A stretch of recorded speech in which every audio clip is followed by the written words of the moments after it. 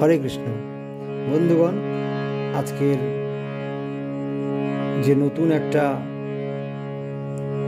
শিক্ষামূলক একটা video session নিয়ে এসেছি আপনাদের কাছে, তো সেইটা আপনি শেষ পর্যন্ত দেখুন। আশা করছি আপনার কাজে লাগবে, বিশেষ করে যারা নতুন শিখছেন তারা। তবে প্রথমেই বলে রাখা ভালো, সেইটা হচ্ছে এই টিউটোরিয়াল দেখে আপনি কিন্তু সব শিখে নিতে পারবেন এমন কোনো কথা নেই। কোনো গুরুর কাছে গিয়ে আপনাকে শিখতে হবে, এটা সম্পূর্ণ গুরুমুখী বিদ্যা। তবে এই ভিডিওটা বানাচ্ছি কেন? কারণ হচ্ছে আপনি যে সঙ্গীত চর্চা করেন তাতে এটা আপনার সাহায্যকারী হিসাবে পাশে থাকবে, এইটুকুই, আর কিছু না। চলুন আজকে বলবার বক্তব্যতে যাই। সেটা হচ্ছে আজকে আমি মেজর কর্ডগুলো দেখিয়ে দেবো। এটা সি, এই পিচগুলো কী কী আছে? C, D, E, F, G, A, B, C sharp, D sharp, F sharp, G sharp, A sharp, এই তো আছে। তো এইটাকে আমি যখন কর্ড করতে চাইবো, কর্ড বাজাতে চেষ্টা করব, তখন হচ্ছে তিনটে স্বর বাজে। সেটা হচ্ছে সা, গা, পা, সা, গা, পা, সি, সি, ই, জি, বা সা, গা, পা, সা, গা, পা, সি, ই, জি, হয়ে গেল। এবার আসছি সির পরে, নিশ্চয়ই ডি আছে, ডি, ডি, এফ শার্প, এ, আ, আ, আ, এইভাবে কোনটা সা কোনটা গা। যদি আপনি ভাবছেন যে আমি তো বি ফ্ল্যাটে গাই, বা আমি সিতে গাই, বা আমি সি শার্পে গাই, যেহেতু আমি এইটার জানি না, সেটা জানার জন্য কিভাবে জানতে হয় কোনটা সা কোনটা গা কোনটা পা, জানার জন্য সেটা অবশ্যই আগের ভিডিওটা দেখুন। তাও আমি একবার দেখিয়ে দিচ্ছি, একটা দেখালেই বুঝতে পারবেন। সি, ই, জি বলেছি, সা একটা বাদ দিয়ে এটা কি রে, আর একটা বাদ দিয়ে গা, গার পরেই হচ্ছে মা, তারপরে একটা বাদ দিয়ে পা, তাহলে সা গা পা, সা গা পা, সা গা পা। এইরকম হিসাব করে করে আপনি দেখে নেবেন। আমি যদি ওরকম এক একটা করে এরকম বের করতে করতে দেখাই, তাহলে অনেকটা সময় চলে যাবে। আমি এমনি দেখিয়ে দিচ্ছি, পরে আপনি মিলিয়ে নেবেন। তাহলে কি হলো? সা গা পা, এটা হচ্ছে সি, ডি, সা গা পা, সা গা পা, ডি, এফ শার্প, এ, হয়ে গেল। এবার আসছি সি, ডি, ই, এ, ই, জি শার্প, বি, ই, জি শার্প, বি, সা গা পা, সা গা পা। তাহলে কি করলাম? ই হয়ে গেল। এবার এফ, এফ, এ, সি, এফ, এ, সি, এফ, এ, সি। এখানে দেখুন, ভালো করে খেয়াল করে দেখুন, এই তিনটে অ্যাকশন দেখাচ্ছি, একটা বাদ দিয়ে আছে। এটা মনে রাখার কিন্তু সহজ আছে।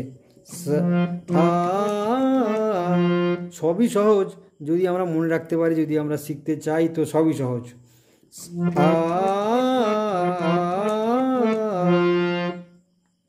সা গা পা গা সা, পরেরটা। তাহলে কি করলাম? সি, ডি, ই, এফ, জি, জি, বি, ডি, জি, বি, ডি। এই দেখুন, এটাও একই হচ্ছে।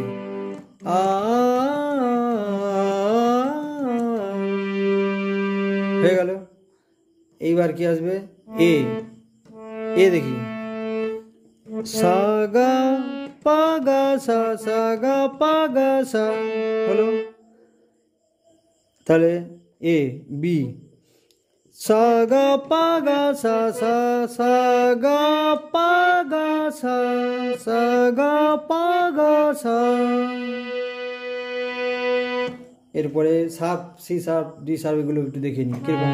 সা গা পা গা সা, সা গা পা গা সা, সি শার্প, ডি শার্প, সা গা পা গা সা, সা গা পা গা সা,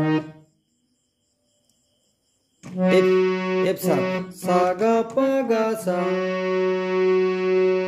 সা গা পা গা সা। এটাকে যদি আমি এর নোটগুলো বলতে চাই সেগুলো কিভাবে, F sharp, A sharp, C sharp, সা গা পা গা সা, তাহলে এফ শার্প হয়ে গেল, জি শার্প, সা গা পা গা সা, সা গা পা গা সা হয়ে গেল। এরপরে দেখুন এ শার্প, সা গা পা গা সা, সা গা পা গা সা। তাহলে আমি সব কটাই কিন্তু দেখালাম কি, C D E F G A B, C sharp, D sharp, F sharp, G sharp, A sharp, এইগুলোর যে মেজর যে কর্ডগুলো সেটা কিন্তু আপনাকে দেখিয়ে দিলাম। এবার প্রশ্ন হচ্ছে এটা আমি দেখাচ্ছি কেন, এটার আপনার অনেক কাজে লাগবে যখন আপনি কোনো সঙ্গীত পরিবেশন করবেন।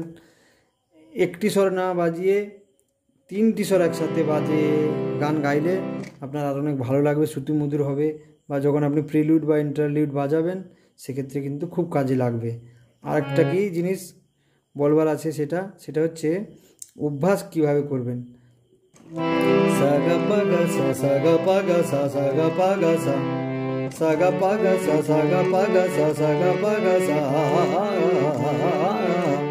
সা গা পা গা সা, সা গা পা গা সা, সা গা পা গা সা,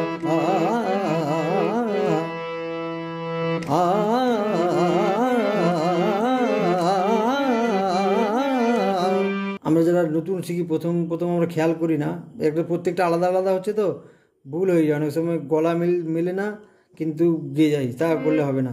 তাহলে মেজর কর্ড কটা হলো দেখুন, 1 2 3 4 5 6 7 8 9 10 11 12, এই 12টা হচ্ছে মেজর কর্ডস।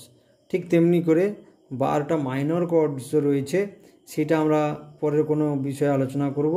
অর্থাৎ আজকে আমরা এই মেজর কর্ড সম্পর্কে সব আলোচনা করা হয়ে গেল।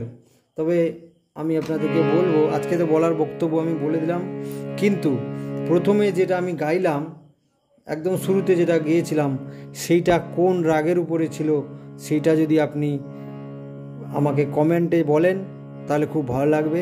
আমি যে এতগুলো টিউটোরিয়াল বানিয়েছি আপনাদের জন্য, শুধু আপনাদের জন্য না, আমার নিজের জন্যও বানিয়েছি, তো সেটা আমার সার্থক হবে তৈরি করা। নমস্কার, সবাই ভালো থাকবেন, আবার দেখা হবে।